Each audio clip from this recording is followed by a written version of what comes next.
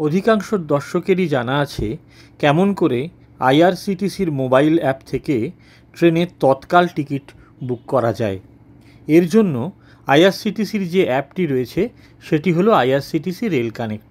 এটা থেকে জেনারেল থেকে তৎকাল বিশেষ কোটা সব ধরনের টিকিটই বুক করা যায়। আজকে মূলত তৎকাল বুকিং নিয়ে যারা জানেন না তাদের জন্য কিছু তথ্য দিতে এলাম। শুধু তৎকাল নয়, এই মোবাইল অ্যাপ থেকে প্রিমিয়াম তৎকাল টিকিটও কেটে ফেলা সম্ভব। রেল কানেক্ট অ্যাপটি বহুমুখী, এর থেকে আরও নানা কিছু করা সম্ভব। সে বিষয়ে অন্য আরেক দিন জানানো যাবে। আজকে বরং অ্যাপ থেকে কিভাবে তৎকাল টিকিট বুকিং করা যায় সে বিষয়ে আপনাদেরকে কিছু দরকারি তথ্য জানিয়ে রাখি। গুগল অ্যাপ স্টোর থেকে আইআরসিটিসি রেল কানেক্ট অ্যাপটি সহজেই ডাউনলোড করার পর প্রথমে নিজের ক্রেডেনশিয়াল দিয়ে সেখানে রেজিস্ট্রেশন করতে হবে। এই ক্ষেত্রেও যারা আধার কার্ড দিয়ে রেজিস্ট্রেশন করাবেন তাদের জন্য বিশেষ সুবিধা রয়েছে। সেই প্রসঙ্গে আসছি, তার আগে অন্য কিছু দরকারি কথা বলে নিই। মনে রাখতে হবে, ট্রেনে যাত্রা করার আগের দিন সকাল 10টা থেকে তৎকাল কোটায় টিকিট দেয়া আরম্ভ হয়।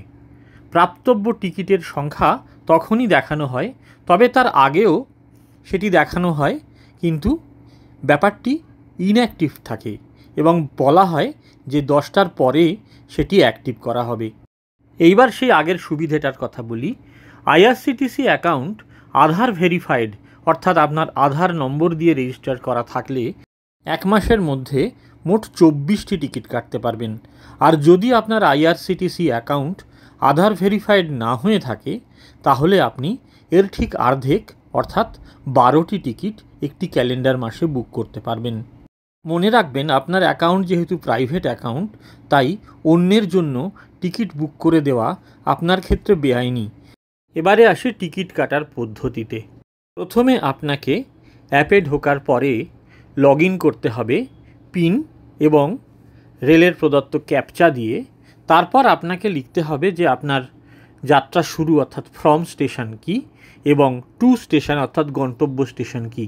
এখানে 21শে মে 2024 হাওড়া থেকে নিউ দিল্লি তৎকাল টিকিটের বিষয়টি দেখা হচ্ছে এবং এখন সময় দেখুন ওপরে 10:28:49।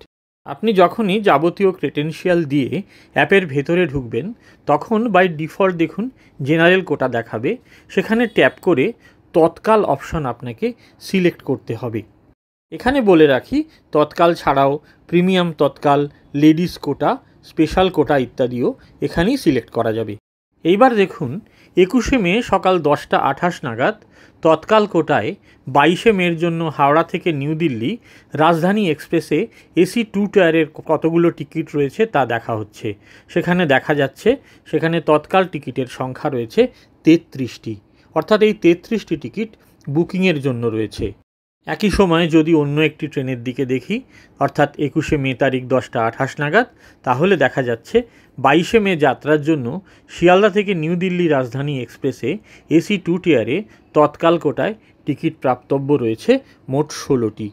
এরপরে আপনাকে যেমন জেনারেল টিকিট রিজার্ভেশন করেন সেই পদ্ধতির ভেতর দিয়ে যেতে হবে, অর্থাৎ যাত্রীর নাম, ফোন নাম্বার, বাস প্রেফারেন্স, পরীক্ষামূলক রাজধানী হয় তাহলে তার খাবারের প্রেফারেন্স ইত্যাদি দেওয়ার পরে আপনাকে আবার একটি ক্যাপচা দেওয়া হবে। সেই ক্যাপচাটি মানতেই করার পর আপনি কোন মেথডে পে করতে চান, অর্থাৎ কার্ডে কিংবা ইউপিআইতে, সেটা এখন দেখা সেই অনুযায়ী আপনাকে পেমেন্ট শেষ করার পর আপনার টিকিটটি হাতে আসবে। যেহেতু তৎকাল টিকিট কাটার যাতায়াতের পথে প্রচন্ড রাশ সরাইঘাট কাটার এবং প্রচুর মানুষ কতখানি গ্রহণ করেন ওয়েবসাইটে যদি রেলের তার ফলে এই ব্যাপারটি স্লো হয়ে যায়, তাহলে সেইটুকু ধৈর্য সরাইঘাট রাখতেই হবে। ভবিষ্যতে স্থায়ী ঘোষিত ওয়েটিং লিস্ট হয় যেটাকে বলা হয় TQWL। এটা মনে রাখবেন যে তৎকালের ওয়েটিং লিস্ট থেকে কনফার্ম হওয়ার সম্ভাবনা ওই জেনারেলের ওয়েটিং লিস্ট থেকে লিস্টিংয়ের পর কনফার্ম হওয়ার সম্ভাবনার মতোই। খুব বেশি সুবিধা কিন্তু এখানে পাওয়া যায় না।